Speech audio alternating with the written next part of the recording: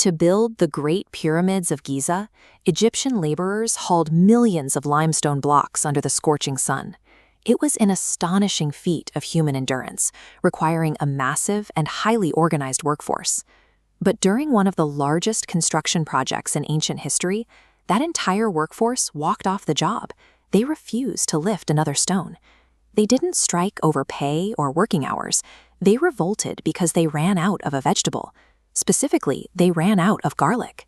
The Egyptians issued daily rations of the plant to sustain the massive workforce, treating it as a biological performance-enhancing drug necessary to survive the extreme physical demands of the site.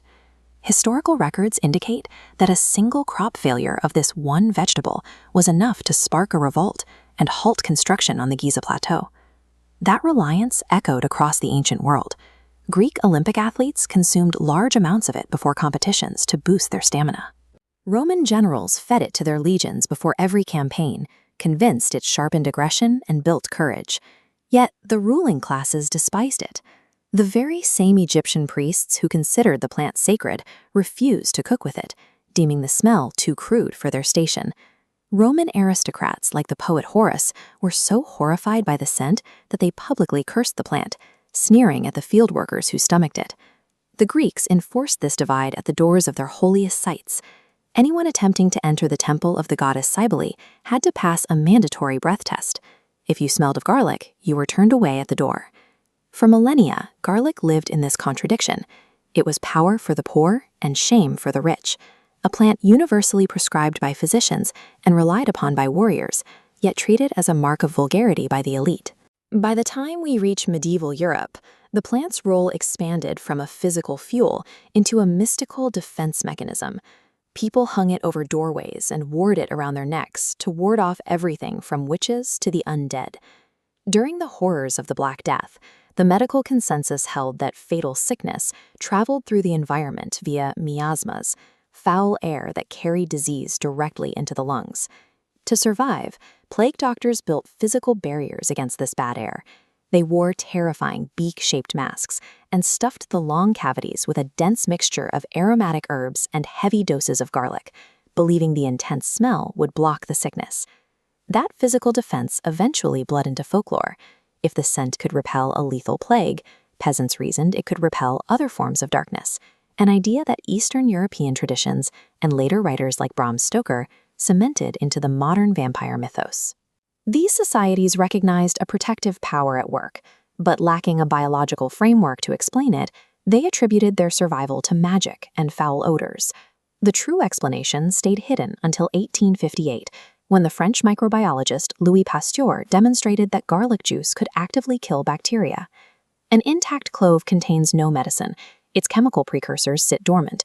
When crushed, an enzyme forces those precursors to merge, creating a highly unstable compound called allicin.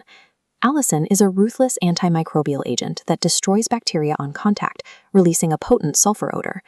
The same chemical weapon that kept the working class alive for centuries was exactly what offended the delicate sensibilities of ancient kings.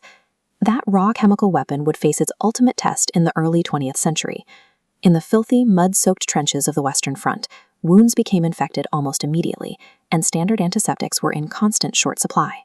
Military medics, running out of iodine and carbolic acid, turned to the only option they had left. They diluted raw garlic juice and poured it directly into open wounds. The results were so effective that armies kept using it even after the discovery of modern antibiotics. The Russian military relied on it so heavily throughout both world wars that it earned a legendary nickname, Russian penicillin. Through the extreme duress of modern global warfare, an ancient peasant remedy had proven its biological credibility on the battlefield. Yet as the plant arrived in early 1900s America alongside new waves of immigrants, that ancient class divide was resurrected as a tool of discrimination. American nutritionists and social reformers actively campaigned against its use. The scent was used to brand immigrants as foreign, unassimilated, and lower class.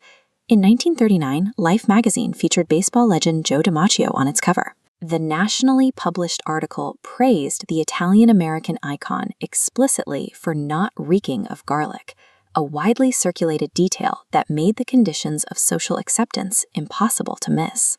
Allicin's pungent scent became a tool of social control, a literal slur used to keep outsiders at the bottom of the hierarchy. But the targeted communities refused to abandon their culinary identities. They kept planting it in their backyard gardens and making it the center of every family meal and holiday gathering. Eventually, the broader culture caught up.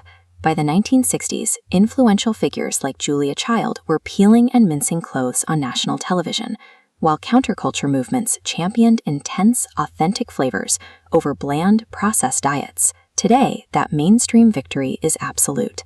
Small farming communities like Gilroy, California, host massive rural festivals drawing hundreds of thousands of visitors, entirely dedicated to celebrating the once despised plant. When you crush a clove on your cutting board tonight, you are triggering the exact same chemical defense mechanism that fueled ancient megaprojects and sterilized battlefield wounds.